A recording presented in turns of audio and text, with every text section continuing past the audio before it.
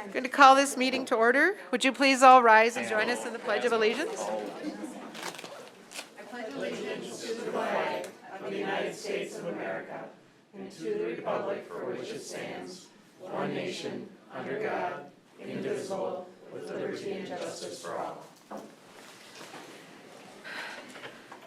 Welcome this evening. Thanks for coming in out of the rain, literally. At this time, we have open forum. Is there anyone in the audience that would like to address a board on a topic that's not on our agenda? Okay, seeing none. A roll call. Everyone is present except Mary Franz and Melissa Enger and Julie Sink. Do I have a motion to approve the agenda? So made. By Stacy, second. Second. By Enrique. Any comments or questions?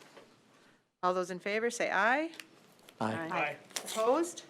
That motion carries 5-0. On our consent agenda this evening, these are items that are routine in nature and will be enacted by one motion. Our financials, the check wire transfer disbursement summary, wire transfer, EFT, and ACH banking activity will be added to the August 12th meeting. Bank reconciliation statement for May 2019, building bond investment reports, monthly wire detail, monthly health dental wire detail, monthly check detail, and monthly HCH detail will all be added to the August 12th meeting. We have the approval of the school board minutes from June 3rd, June 10th, and June 24th. The resignations as listed. District retirement of Patricia Bjorklund for 28 years of service. The candidates for employment included in your packet, and leaves of absence.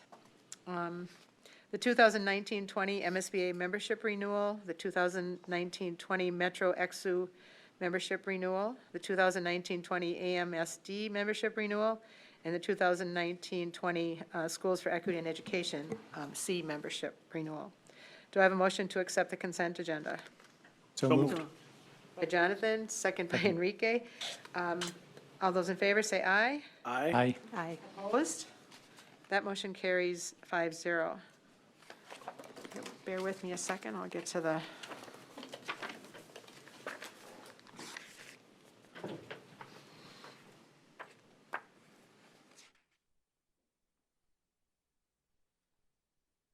Okay, we have a resolution for the accepting of donations from CenturyLink Employee Giving, the Miller family, Susan Backlund, Ms. Suzama, and Paul Oberg.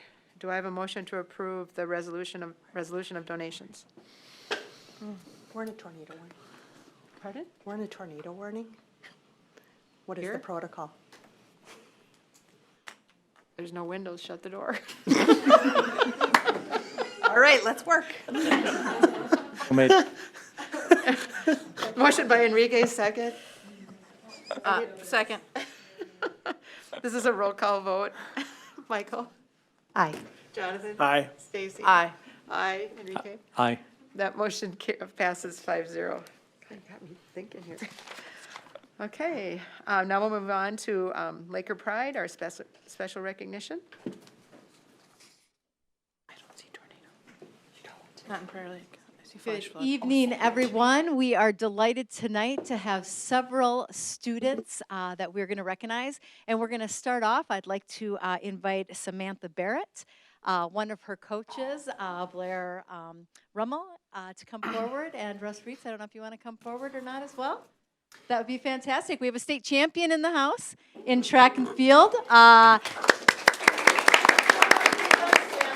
Because then you're on camera. Otherwise, I'm the only one that's on camera. So come on up. We're gonna have an opportunity to hear more about these amazing accomplishments. But in the triple jump, we have a state champion from Samantha, and we wanted tonight to recognize and congratulate you. Russ, did you want to talk, or we want Samantha to talk? I want to hear from Samantha, but just so everybody's kind of aware of her story, I first met Samantha as a gymnast, and she decided to go out for track and field this season. So her very first season in the sport, and she set a school record by quite a bit and is a state champion. So I just wanted to personally wish her congratulations again, and then thank Coach Rummel for being here, and then obviously hear from both of them. Well, I just wanted to say thank you to my coaches for helping me find my strength in track. And after doing gymnastics for 12 years and finding my strength in track and jumps and stuff like that. And I don't know. Yeah, it was fun. I'm excited for next year. I was really excited to have Sam in track. Like he just mentioned, this was her first season, and so it was my first season coaching jumps too. So I told all the jumpers from the beginning that I was learning just as much with them as they were with me, and so we just kind of figured it out, I guess. And I thought, it was my first season, it was her first season, and we have a state championship, so I figured we should maybe both retire. We'll just maybe see what more we can accomplish in the years to come. So I was super, super proud to watch Sam this season find success with jumps, because I know that, like she mentioned, she's been in gymnastics for a super long time, and we worked our way through a couple different injuries, and obviously track being an individual and a team sport, there's a lot of different kind of mental aspects of it too, so it was really fun to watch her kind of blossom this season, and so hopefully next year we can find just as much success. So that's all. Congratulations. Thank you.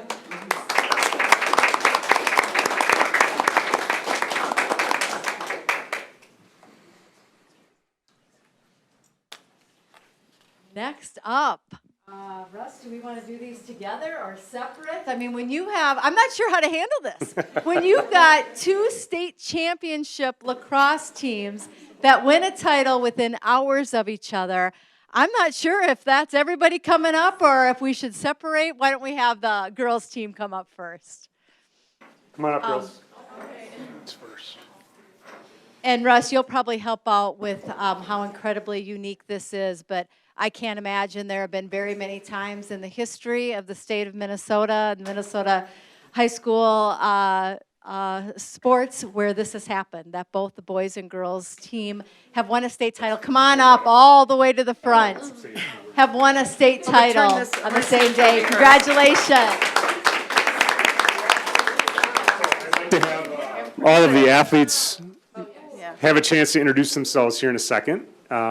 And then I know our captains wanted to say a few words as well. So, Prior Lake High School is the second high school ever in the state of Minnesota to win both the boys and girls lacrosse titles in the same day. It happened, I think, in 2009, but it was the Breck School was the first to accomplish it until this year when both our boys and girls won. This is a significant team title for our school. It is the first ever girls team title in Prior Lake High School history. So our girls, yes. Prior Lake was 19-1. I think the statistic that stands out the most, they outscored their opponents this year in those 19 games 307 to 81. 307 to 81. They avenged their only loss in the state final by beating Eden Prairie by a score of 17 to 12. This is Coach Heather Pearson's second season as the head coach, so a significant landmark season for her as a head coach in our program. And the girls had an opportunity to share the championship trophy with our youth program, and it promises to be hopefully a run of some great success in the future. So we'd love to hear from each athlete if you want to go around, and then if a couple of people want to talk a little bit about your experience or the season, that'd be great. My name is Hayden Toledo. Sophomore. That's all I got. I'm Ava Schultz. I was a freshman. I'm McGowan, and I was a sophomore. I'm Grace Maddox, and I just graduated. I'm Josie Kropp. I'm going to be a senior. And I was an 8th grader. Vanetsky, and I'm going to be a senior. Grace and I were captains for our past season, and we're going to talk a little bit about it. Grace, do you want So first off, our coaches want to apologize for not being able to make it tonight. They're unable to get off of work, but really appreciate this recognition and all the support they have received from all of you. They have a whole thing for us to talk about. Okay. So first off, we went 12-1 in the regular season, overall record of 18-1. We were ranked number 2 in state consistently. Kept 12 opponents to 10 goals or less during regular season. EP put on exactly 10 on us. 199 goals scored during the regular season. Over 100 were assisted. All of our opponents scored together 49 points against us. 303 total goals for the whole season, sections and state. The opponents scored 86. 11 out of our 13 games were won by a margin of 10. We had 2 shutouts, and everyone on the team scored except me. Speaking of Grace, she ended the season with an average of 4.7 goals allowed and the highest save percentage in the state tournament. We had 5 players who scored 20-plus goals this season, as well as 4 All-Americans, 1 All-American All-Academic, 4 All-State players, 5 All-Conference players, 3 All-Conference honorable mentions, 6 All-Section players, 3 Star Tribune All-Metro players, 4 All-Tournament players, and then Grace is also named Miss Goalie, which is the top senior goalie recognized each year in Minnesota. And then we also had a Miss Lacrosse finalist in Kelsey Vieger, who couldn't be here tonight. Lastly, we were conference champions, section 6 champions, broke the state record for most goals scored during a state tournament, 57 goals. We were state champions in our first appearance at the state championship, and we were the first ever female Prior Lake team program to bring home a state championship.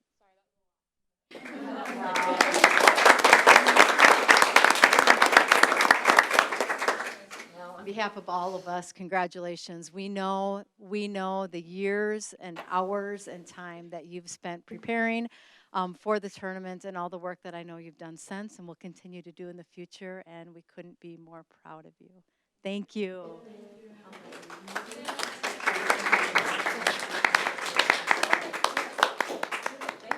Come on up, boys.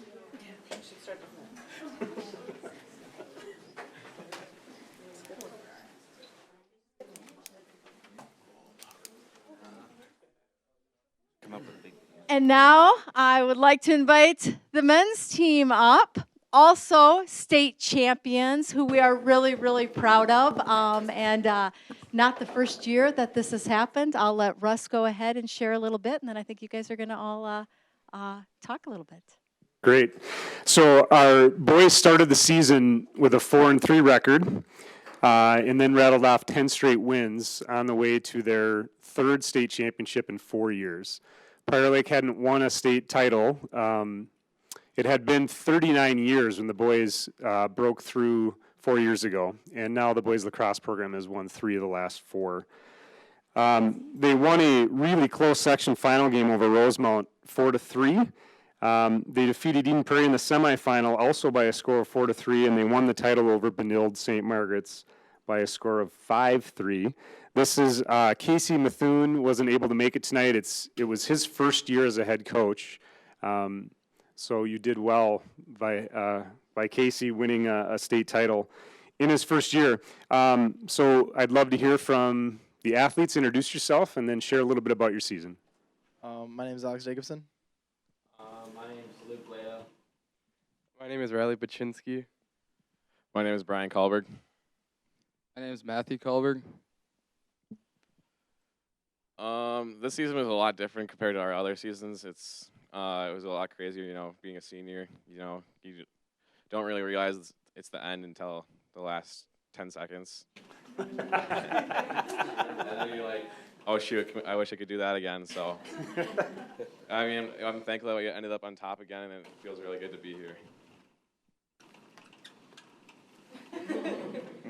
I guess for as long as I've been in high school, every single year, the boys team has made it to state. So I think there's a winning culture there, and hopefully the 2 younger guys can continue that culture and bring home another championship. Me becoming a senior, not a captain, but I'll try to act as one. I'm going to try to keep that winning culture and pass it on to the youth.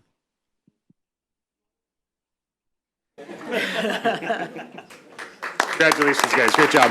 I need to get a quick picture of you guys real quick.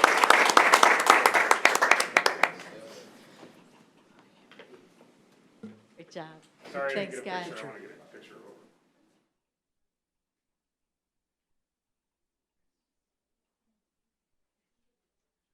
A wonderful accomplishment. Both teams were so proud of you, and we know that that winning culture probably began the day after, for all of the athletes in here, the day after you won the state championship for you too, Sam. So thank you to the players and the coaches. We celebrate amazing athletes, and we celebrate amazing artists in this community. So at this point, I would like to invite our Optimist representatives, Dr. Les Sonnabon and Kathy Dawson, to come up along with our student artist, Emily Wu. And I'm going to let Dr. Sonnabon talk a little bit about our partnership, our long-standing partnership with the Prior Lake Optimist, as we have a wonderful painting to discuss.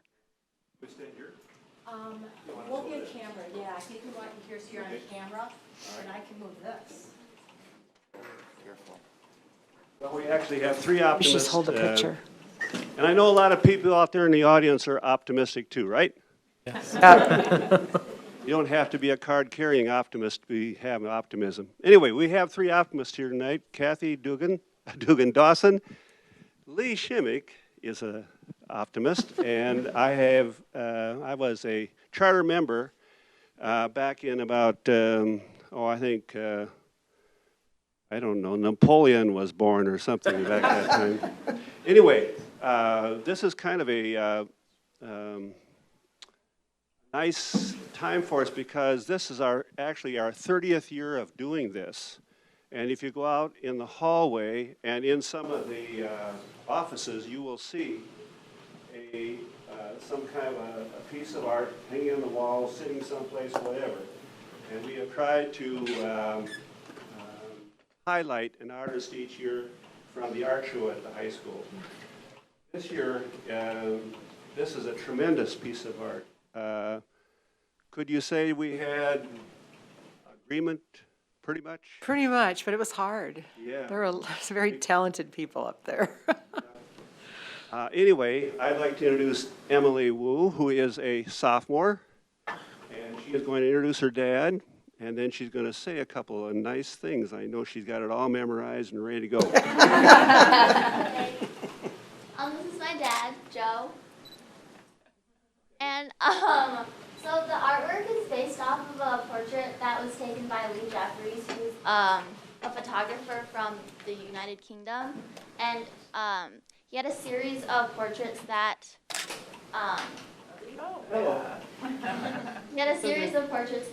he took pictures of homeless people that he met in the United States and Europe. And I just thought that the portrait was really impactful, so I decided to draw it. So yeah. And she had a couple of other pieces there too that I wanted to buy, but I didn't know if her folks would let any more go. I've done some traveling since I left this place, and that face there is a face that is in a lot of countries. You can see the kind of the world-weary look and expression on the face, but still some optimism there as well. And we are so fortunate to live in this country, and you will find people like this in our country too, of course. But it's, we're going to leave it here. It'll be hanging in the wall. I invite you to come and take a close look at this and see the fine detail that Emily has put into this picture. It is amazing. And she's only a sophomore. And I asked her, "Are you going to be an artist in your life?" And she said, No. And what do you want to do? Something with STEM, I guess.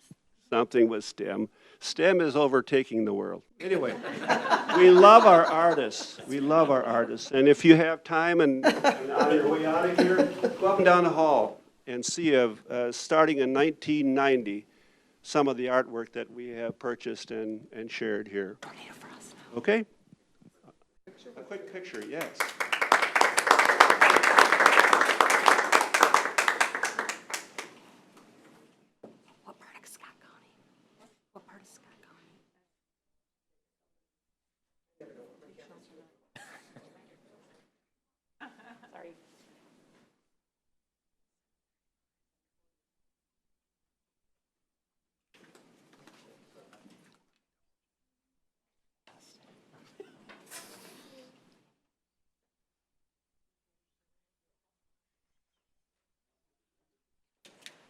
Doesn't Robert's rules mean we should take a vote on this?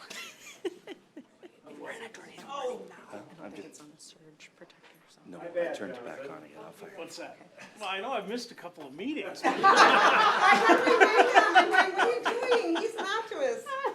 What about Richie? Yeah. Is Richie here tonight? Oh, no. Yes. He's there. He's back there too. Where? He's hiding. Richie Kaczynski gets mixed up with Jonathan Drews only when they aren't in the same room. But Thanks, Les. sorry about that. It's all right.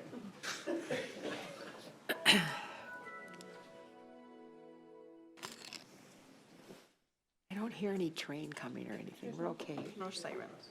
I'm running it if we hear. There's got to be a siren right by us, right? Maybe Okay. Russ can just go stand and look outside. If there's something coming, he can tell us. Go ahead. Right by the glass door. You're the fastest one in here. Okay, we'll Now move on. we've lost the athletes. We're going to move on to personnel items. Jim Quorum, educational support staffing request. Yeah, we have one additional staffing request as it is in your board packet. Thanks, Jeff. It's only been 6 months. And it is for lunchroom supervisors at the middle school based upon scheduling.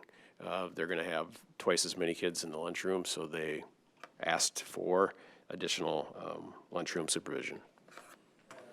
Okay, do I have a motion to approve the staffing request? So made. By Michael, second? Second. By Stacy, any comments or questions? All those in favor say aye. Aye. Opposed? That motion carries 5-0. Job descriptions? The next would be, the first job description in your packet is only a name change. So, Jeff, you would know better than me, but it used to be like staff development secretary or something. And we're changing that to administrative assistant to teaching and learning. Okay. Do you want to go through all three? I can, sure. And the next two have both been positions approved by the board, but we're bringing the job descriptions forward.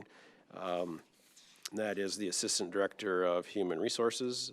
A couple questions came up, and I clarified some things in an email, but we have not hired that position yet. We just wanted to get it posted. That's why the position came forward. And the second one is a long title, Director of Assessment, Evaluation, and District Improvement, and you met that individual at the last board meeting. Okay. Do I have a motion to approve the job descriptions as listed? So made. By Stacy, second? Second. Enrique, any comments or questions? Seeing none, all those in favor say aye. Aye. Opposed? That motion carries 5-0. Thank you. Move on to unfinished business, facilities, planning, and construction. Is that Maureen? Evening, Chair Schimick, Dr. Salo, members of the board. Brief overview tonight. Just go through each site and what's happening on each site. Jeffers Pond and Red Tail Ridge, again, running parallel, done at the end of July. Right now, we're just doing some piping and ductwork connections and putting the ceilings together, waiting for our furniture deliveries, and we're getting those up and running and soon. Five Hawks, a continuation of the brickwork from last year. They're on the back side of the building, moving right along. We'll definitely have that done before school starts. At the ALC, the weather continues to be a challenge for us. Not just the rain that we've had all spring, but the humidity is making it challenging for curing concrete, for drying mud and paint. But we do have all the finished taping done there. Windows are going in the week of the 29th. The stucco, brown coat, and clear coat, we are starting tomorrow. So it's all wired, all finished taped, and so we are moving along. We're getting some temporary dehumidification as soon as we get permanent power to the site, which we hope will be this Thursday or Friday. Twin Oaks, we are setting the cooler and freezer this week. The locker room tile will also be done next week. Terrazzo starting next week in the kitchen. The auditorium paint is happening this weekend. The utilities are close to 100% done. We've had a lot of work there, just kind of a rat's nest to the back of the school there. And the new addition soil corrections are done there. So moving along, a lot of work happening on that site. Hidden Oaks, the windows are in the north addition. The roof on the PE Flex area is going in on Wednesday. The cafeteria steel for the roof decking is up. We're working on the decking this week. Face brick is going up on the cafeteria, and the tiles setters are coming for the servery area next week. Again, lots going on at that site, and they're moving along really nicely. Edgewood and Westwood, they're starting the sheetrock in the kitchen on Wednesday. The kitchen floor will be going in next week. Painting in the cafeteria this week as well, and all of the windows into the new spaces are cut in. We don't have the new windows installed, but the openings are there, and it just is really transforming the spaces to see that natural light coming into the space. At the high school, the Tech Ed Wing is close to completion. The North End parking, big utility work we have going on in that area is moving along. Establishing our egress through the site is a top priority, so that is clear right now and will continue to evolve as we get closer to school. And at the elementary school at Hamilton Ridge, digging footings started last week, started pouring footings today, and will be ongoing, digging and pouring for the next many weeks there. So very, very quick and brief overview, but questions about any specifics? Are there any questions? Yes. I just have one. The ALC, so we're still okay with opening? Yeah, it's very challenging to move forward when we're not drying. You know, we'll be pushing to the end, and people are working Saturday. We're letting them in at 5 a.m. in the morning, and we're here on weekends letting them in and locking up after. So people are pushing really hard, working 12-hour days. So, Okay, awesome. Yeah. Thank you. Other questions? I have a comment. I had my monthly one-on-one with Dr. Stallo today, and we were just talking about the volume of work that you have all been doing. Maureen, you and Jim are tireless. I don't know how you're in so many places at one time, and the rest of the admin team. Phenomenal amount of work, and I just want you to know on behalf of the board how appreciative we are. To go in and tour a few weeks ago like we did was breathtaking. I mean, yes, concrete and whatever, but it was amazing to see where we're at. So I know, and it ripples down in different ways to the school buildings. From, she was telling me, you know, classrooms have to be renumbered before schedules can be made, and it's just it ripples through the whole district. But please know how grateful we are. It's an incredible thing to observe. Well, thank you very much, Michael. Nexus deserves a lot of credit. They are doing some. I'm sorry, I meant to excellent mention you too, That's Jeff. right. I They're doing- apologize. No problem. Thank you, Nexus. Excellently project managers and working really closely in partnership with us, and it couldn't happen without them. So thank you.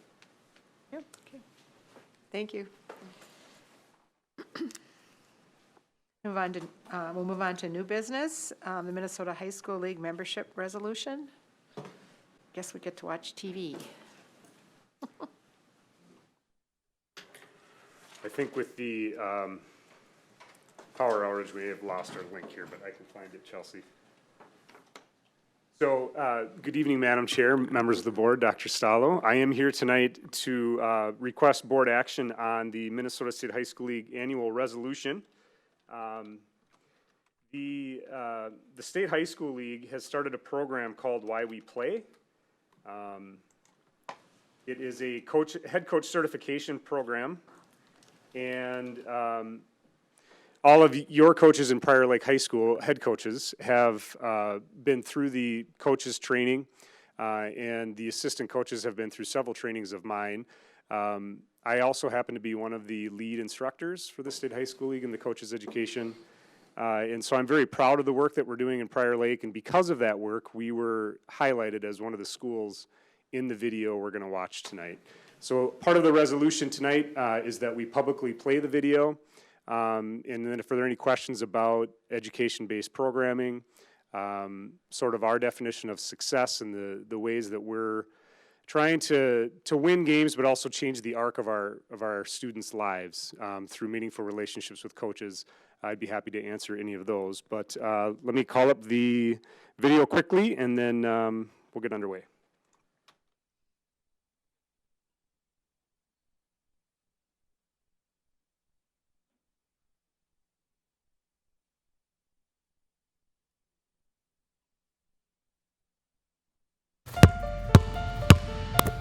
By the time students reach middle school, their families have already spent an incredible amount of time, energy, and resources on their child's sports experiences.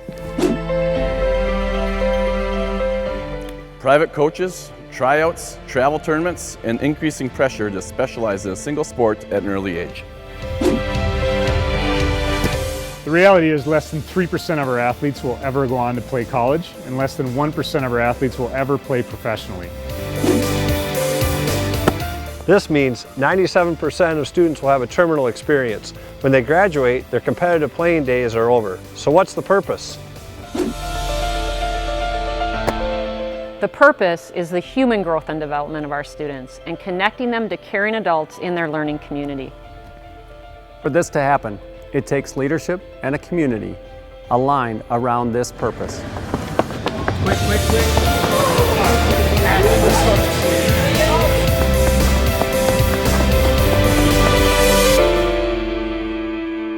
The purpose of a caring adult in students' lives has never been more important. Students face an incredible amount of pressure. There's peer pressure and social pressure and academic pressure and pressure to perform on the playing field or in the arts area. And what that's resulting in is a mental health crisis where kids are facing anxiety and depression.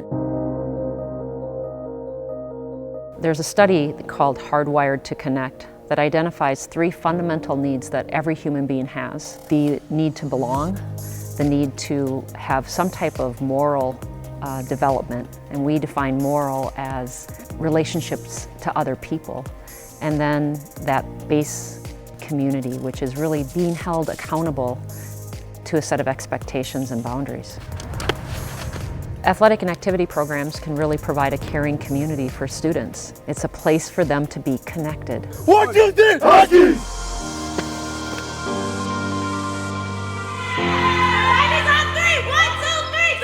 It takes leadership to intentionally create connections and to create a culture that supports students in a caring community.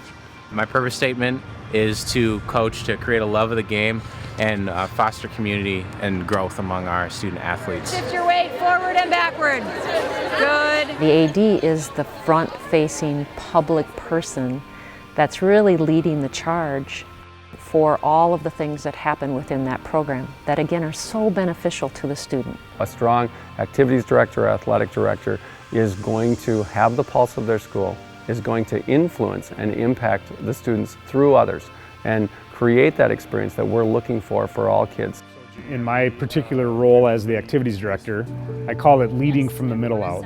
I need to work with my principal and my superintendent, and I need to work with my school board to understand what purpose-based activities are, what they look like, what they should feel like with our student athletes. And then I need to train coaches, work with athletes, work with our student body. The value of a strong activities director for the entire system is something that I can't put a price tag on. We've got 3 brand new board members. And it's important for school board members to understand the purpose of our activities and athletic programs so that they remember their role in supporting our work and supporting our staff and in supporting our activities director and what he does. There you go. We are really here to change the arc of every athlete's life. I think the most important thing I do is connect students to each other, connect students to the school day, connect students to meaningful adults. We want to win a state tournament. We want to have a winning record.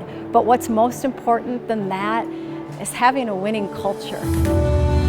It's all about the student experience, and that doesn't necessarily equate to winning, but that equates to being able to walk away saying, I had fun, I got better, I did the best that I could, I want to continue, I know more about myself, and I'm more prepared for whatever might come my way in the future.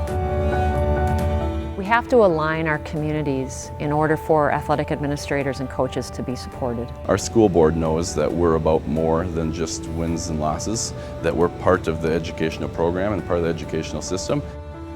It's great to be able to show up at work every day knowing that you're supported by your school board, your superintendent, and your principal, and that you have the ability to support your coaches, athletes, participants, and their families. It's very important that you have all of those important stakeholders in alignment and that they understand what the common language is and what it means to have a successful experience.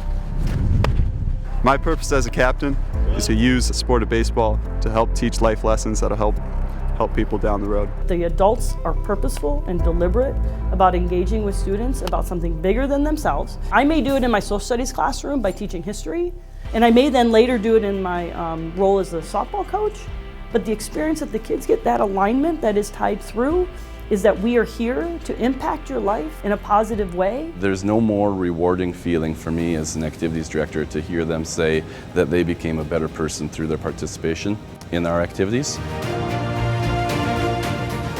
I think the greatest thing that a school board can do is to define success, to publicly state that here's how we are going to define success within our school community.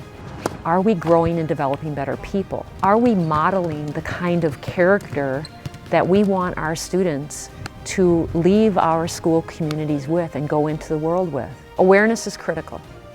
We have to be aware of the purpose of why sports are a part of our school community. And finally, not only do we have to hold our coaches accountable, we have to hold our school communities accountable to the transformative power of what sport can be, and that is connecting students to caring adults in their learning community.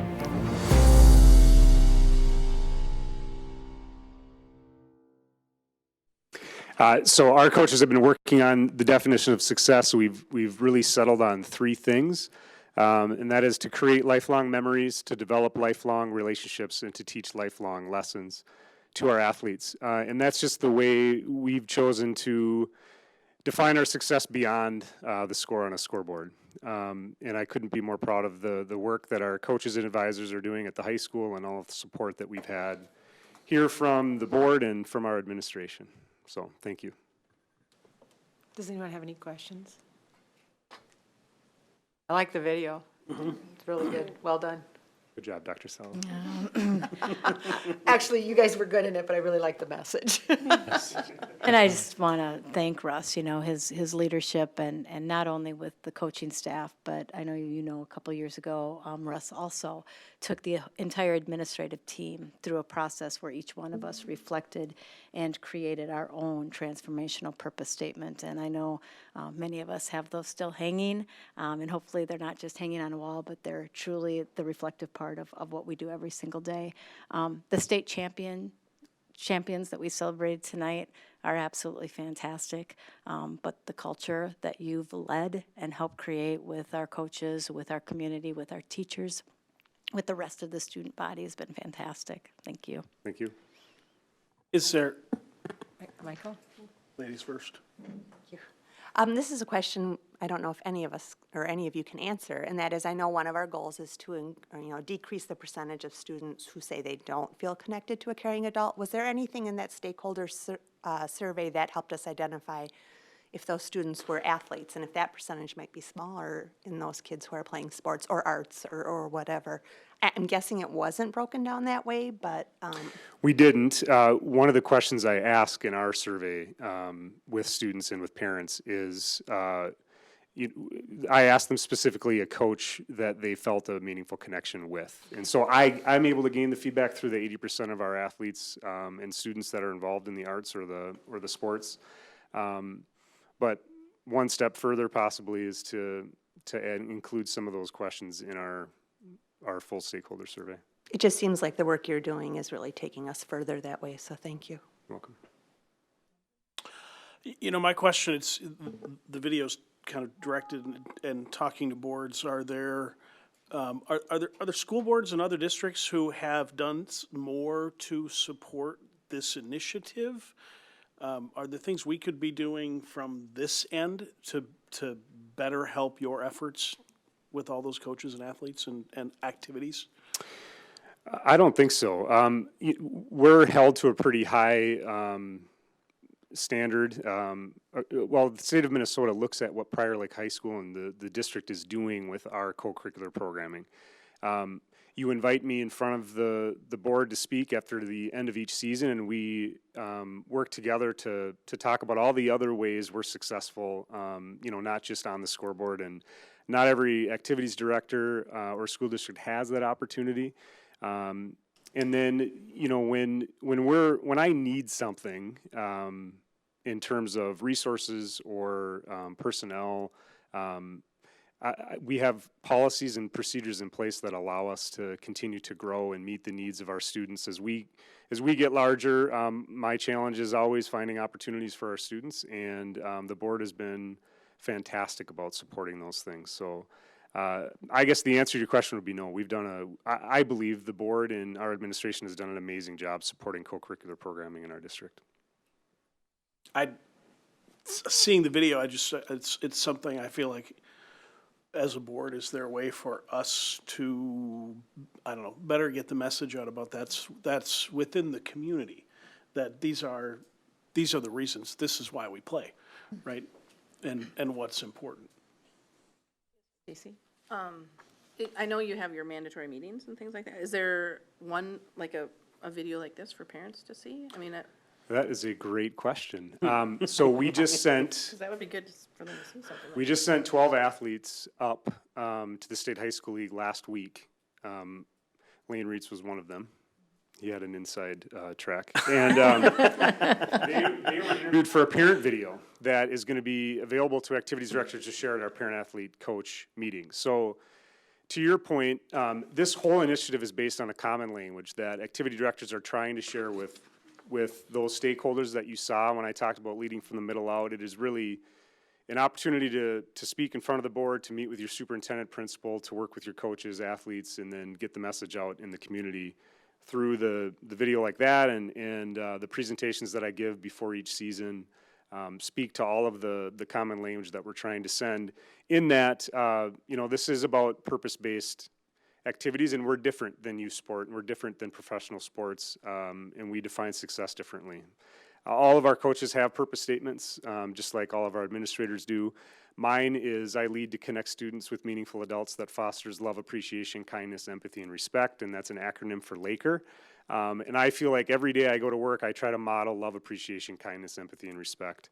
I talk about it, and I model it, and I celebrate it when I see it in other coaches and athletes doing it. So to me, the culture is contagious, and our community is noticing. I hear positive comments all the time when I'm at events or after a meeting that this is the type of programming they wanted their kids to be a part of, and so I know the work is valued, for sure. Do we need a vote on this to approve it? Yep, so you'll approve the State High School League resolution and then the fee that we pay to the high school league. Okay, I think we approved the fee. So do I have a motion to approve the resolution from the Minnesota High School League? So move. By Jonathan, second by Michael. Any other comments or questions? Then I believe it's a roll call vote. So Michael? Aye. Jonathan? Aye. Stacy? Aye. Aye. Enrique? Aye. That passes 5-0. Thank you. Thanks. Keep up the good work. We'll move on to the milk contract. Lee? Board Chair Schimmick and the rest of the board members.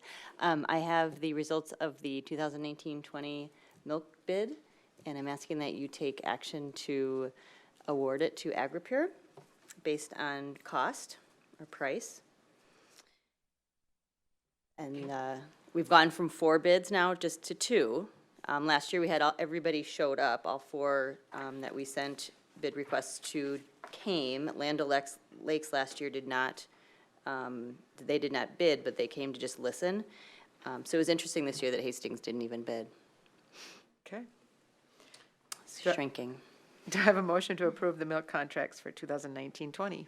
So made. By Stacy? Second. Second by Enrique. Any comments or questions? Who's our current? Is Agripure is our Yeah, current. I was just saying, they're our current one. Okay, I just wanted to make sure of that. Okay. We did actually put it in our bid this year too, that we have the option to, based on performance, we have the option to renew it for 2 years. So we talked to our lawyers, and got the wording right so that we don't have to necessarily go out to bid every year. We are finding that all of our bidders are shrinking, and so, Do you have any idea why? I mean, milk companies in general are shrinking. There's right less now. of them? There's Yeah. less of them, and I think there's something out there right now that I believe Kemp's is buying out Land O'Lakes, or it could be vice versa, and there's a lot of people trying to stop that from happening, but it kind of looks like it's going to happen, so, kind of like our bread bid. right, yeah, Mhm. we get one. Bread and milk every year. Yeah. Yeah, Yeah, it's like, no one wants the business. So I mean, I just kind of get. it's interesting, yeah. Yeah, I mean, I just think Yeah. it's strange, but. Any other Yeah. questions? Okay, all those in favor say aye. Aye. Aye. Opposed? That motion carries 5-0. Thank you. Thank you. Have a good night. Good night. Rain again. Next is the approval of the Hamilton Ridge rebid civil package. Maureen and Jeff.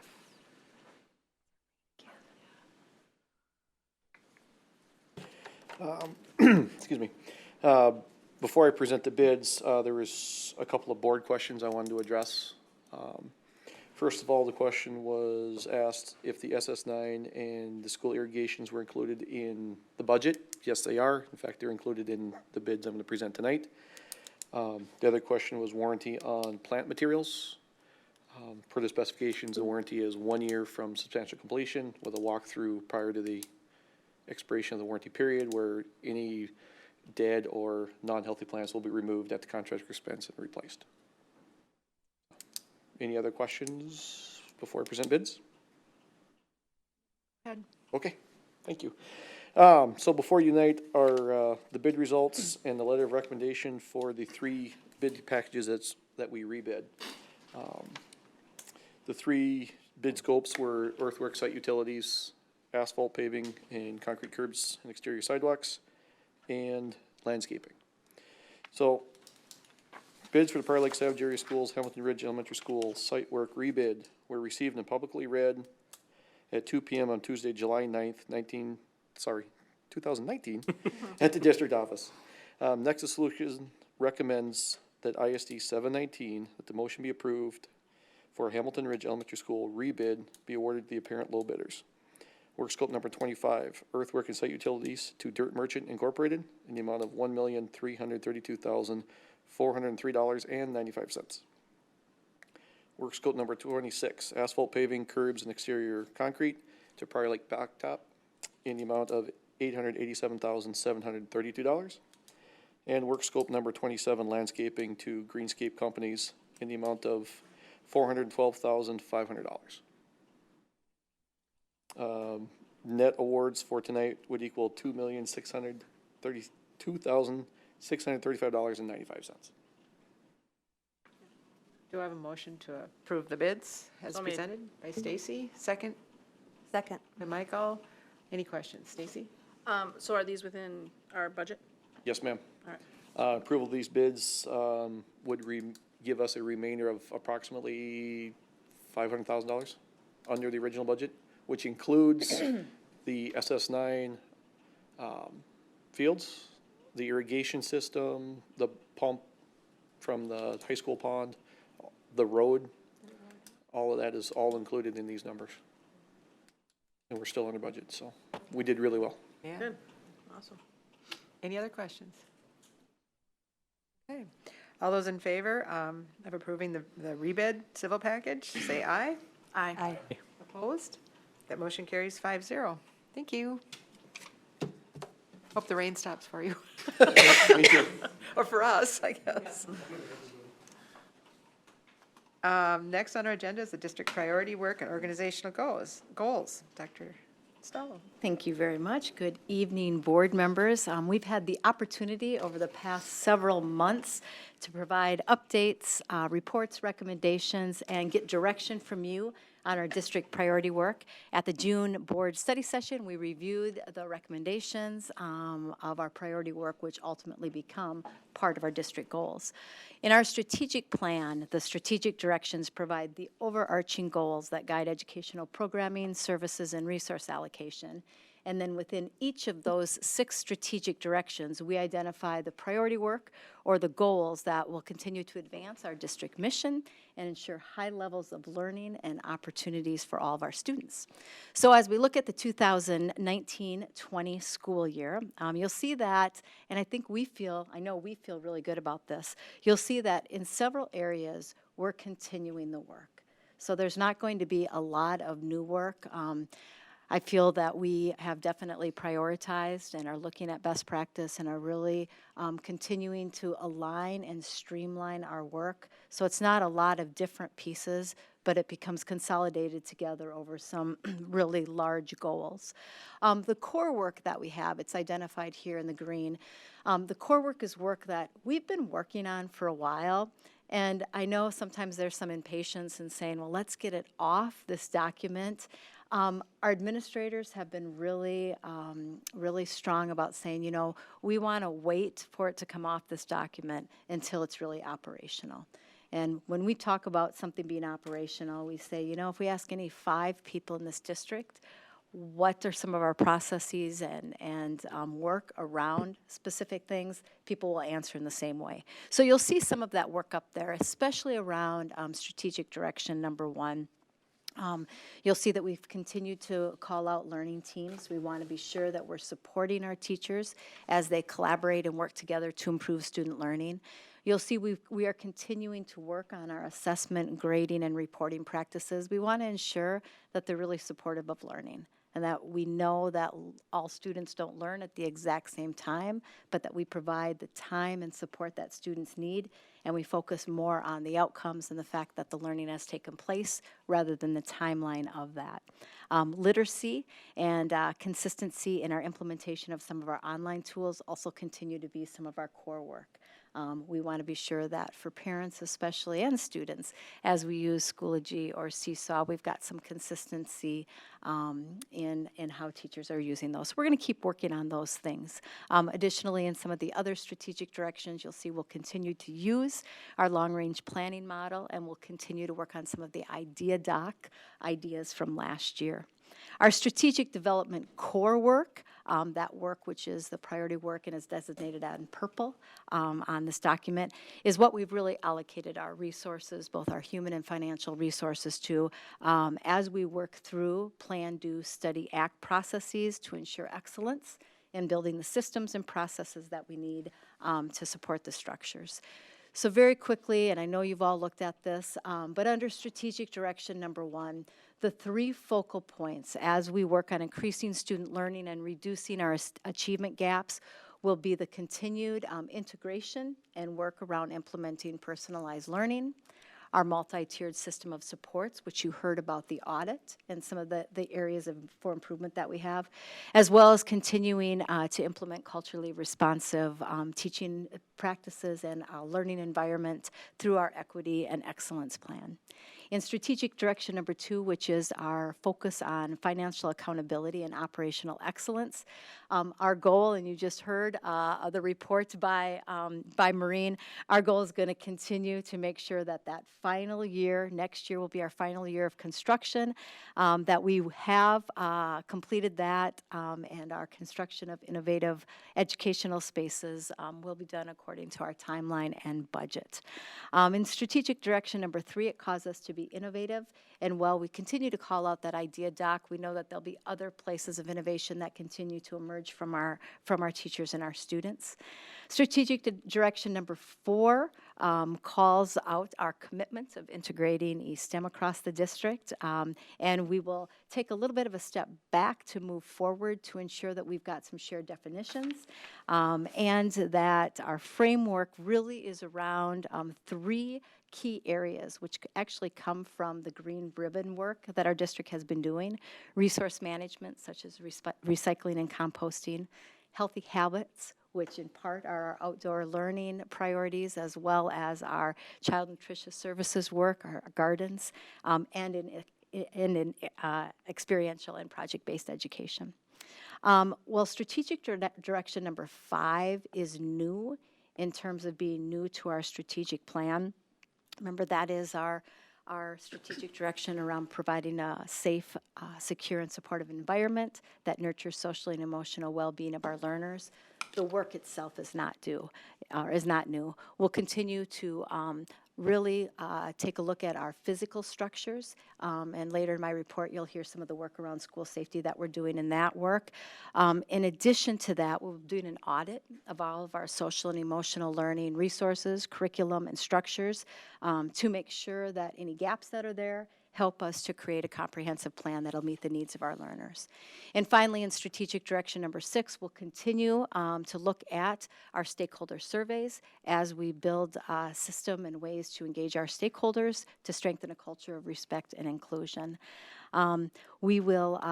Teams will get together as we continue to work on advancing all of this work, and we'll provide regular updates to you so that we can be sure that we have your input and direction as we continue to move forward. As we launch the year with staff, one of the things that we're always cautious of is too many new initiatives. And we feel really good around the integration of this work, and that we're just deepening the best practices that we're doing instead of adding a lot of new.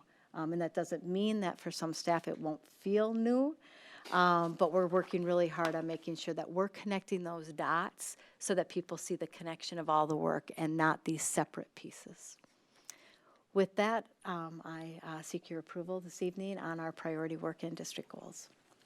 Do I have a motion to approve the priority work and district goals? So made.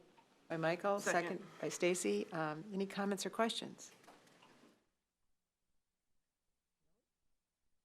Okay, looks good. Thank Keep you. up the good work. Thank That's you. great. Okay, we'll move on to policy. Can we vote? Oh, we need a vote, sorry. That's easy. Yeah. All those in favor say aye. Aye. Opposed? That motion carries 5-0. Sorry about that. Moving on to policy, this is the second and final reading of our policies for naming school buildings, investments. I guess they're kind of varied, so maybe we'll take the first one. Policy 807, naming school buildings or facilities. I'm not sure who's addressing these, if anyone. I can address that one. Yeah, there were very few changes in the policy, and I think that just a couple of words of the changes in that policy, and otherwise we will look for approval. Do I have a motion to approve the policy 807, naming school buildings or facilities? By Enrique, second by Stacy. Any comments or questions? All those in favor say aye. Aye. Opposed? That motion carries 5-0. Policy 705, investments. We went over this at the work session back in June. And I don't believe there were any significant changes except for a dollar amount. FDIC insurance. Yep. Right? Yep. Just the dollar amount? Dollar amount for FDIC insurance. Okay. Do I have a motion to approve the policy 705, investments? So moved. By Jonathan. Second. Second by Enrique. Any comments or questions? All those in favor say aye. Aye. Opposed? That motion carries 5-0. Policy 419. Yeah, Leaving that to 419. you. Yeah, thank you. 419 is being brought to you. It's going to be part of the annual mandatory policies that you're going to be taking a look at later this evening. However, since we met, since the last work session, MSBA has suggested and recommended that this change be brought forward. You'll see the change in this really is the electronic delivery devices. We want to be sure anything that includes things like vaping are part of our policies as well. So that's why that was added, and as you can see in the note here, the governor signed into Minnesota law part of this bill as well, which expands that definition of smoking to also include the electronic delivery devices. And I'm sorry, Jim, did you have anything to add? I didn't realize you were part of the presenter here. Okay. And if Jim has anything to add, I'd be happy for him to do that. Sorry, Jim. Good explanation right in the board agenda. Okay. Do I have a motion to approve policy 419 regarding the tobacco? By Stacy, second. By Enrique. Any comments or questions? Just a question. So I know this goes into much more detail about the vaping and everything, but it's not like we've been allowing vaping in school, correct? Correct. Okay, I just want to, because I know there's a lot more detail around it now, and just the delivery and how it's being handled, and so But I just want to put it out there. That's not like we've ever allowed vaping. in general. We have not, and we continue to be concerned about vaping that occurs by our students. Michael? It might be in here, but when I went through carefully, I'm just curious, parking lots are considered school property? Yes. Correct. Before and after school hours? Okay. Correct. Thanks. Any other, Enrique? Yes, along the same lines, I was curious about transportation on the bus. Yes. Also, yes, okay. Any other questions? It's really at any school-sponsored Mhm. event, Right. even if it's offsite. Correct. Unlike in our high school days when there was a student lounge. Well, you're dating yourself now. Oh, gosh, I forgot about You're that. dating yourself quite a bit. And I just want to note, for school board members and for the listening public, especially of parents, the sophistication of some of the Oh, vaping it's devices at ridiculous. this point are incredibly difficult to identify, detect, and monitor. And that's what makes this so different than smoking. And I think the other thing, and I'm just going to put this out there, the other thing that really alarms me is we don't know yet what the implications and the impact is going to be on the brain, on any other parts of our bodies. So I certainly have a lot of concerns about vaping, and I know we are being diligent in, making sure that our eyes are as wide as they possibly can be, but this is going to be something that takes all of us to continue to support our students and assist our students with. I'll add another question if I may. It's just incredibly hard to monitor, as you said. So there's kids vaping on the bus and they're vaping in the parking lots. Where does that fall? I mean, as we try to step up our efforts, it's hard to get ahead, but where does that fall in the district chain? Like, is that buildings and operations, or do we need any more resources? And I think part of it becomes, the reporting of, the kids outnumber the adults. Right. And I think part of it is, just continuing when you see something to say something and to help, I would ask students to help adults, and as adults, we're continuing to pay attention and to not ignore anything that we see. But, you're right, when students can hide it, and it's difficult. It's definitely going to take all of us. Thank to you. continue to just have those Yep. conversations with students about the harm that we know right now and the harm that we don't know yet. Thank you. Thank you. Any other comments or questions? No, I'll just make one. I'm glad that it's being reworded. The policy itself, I do think that this is a statewide and nationwide problem that is going to continue to grow, and I think we're going to continue to see issues with this ongoing. So I'm glad that we're addressing it as best we can and being diligent. I think I have a motion and a second. All those in favor, say aye. Aye. Opposed? That motion carries 5-0. Thank you. Moving on to mandatory and annual policies, we have quite a list of them, and we did go through these at our work session in June. Does anyone have any specific questions about any of the policies, or I would make a suggestion that we approve them all at once? Okay with that? Okay, so do I have a motion to approve the mandatory and annual policies as have been presented to us? So made. By Stacy, second? Second. By Michael. Any comments or questions? I would just say for the newer board members, I think we talked about this, but I mean, obviously, if there's some issue within the year, it does get brought forward, even though this is just an annual required Right, we're state. required to do it annually, but At that this- doesn't mean we can't look at them or they won't come up again. Right. Okay, any other comments? Okay, all those in favor say aye. Aye. Opposed? That motion carries 5-0. We'll go on to administrative reports. Dr. Stalo. Thank you very much. At Prior Lake Savage Area Schools, our mission is to educate all learners to reach their full potential as contributing and productive members of our ever-changing global community. Our collective work is focused on this mission, and tonight I'd like to highlight some of the work in which we've been engaged. Summer tends to be a busy time for many of us. You heard Maureen talk about the construction that's taking place all over the district. In addition, we're moving forward with plans for a more detailed parent unification process. You may recall that in April, our community crisis response team met to review our protocols for parent reunification. And as a follow-up to this meeting, we are working to enhance our plans so that if we have a school emergency, parents are able to pick up their students in a safe, formalized, and controlled release. We'll be communicating these plans throughout the school year, and we'll launch them much in the same way that we did with the lockdown with options and the visitor management system last year, so that parents will be aware of it and staff will participate in training, and we'll figure out the best ways to do training and communication with students as well. Last month, MinCaps was in the national spotlight when it co-hosted the CAPS Summer Huddle. The Summer Huddle is an annual convention of programs that offer experiential learning opportunities similar to MinCaps. The network has grown to 51 programs in more than 100 school districts in 15 states and 2 countries. And this was the first time that the Summer Huddle was hosted outside of Blue Valley School District in Overland Park, where several of us have traveled to learn more about the program, and that is where the CAPS model originated. About 160 people attended the convention at Shakopee High School for professional development. Our MinCaps coordinator, Eric Sill, did an excellent job coordinating, organizing, and helping to host the event. Really did a great job.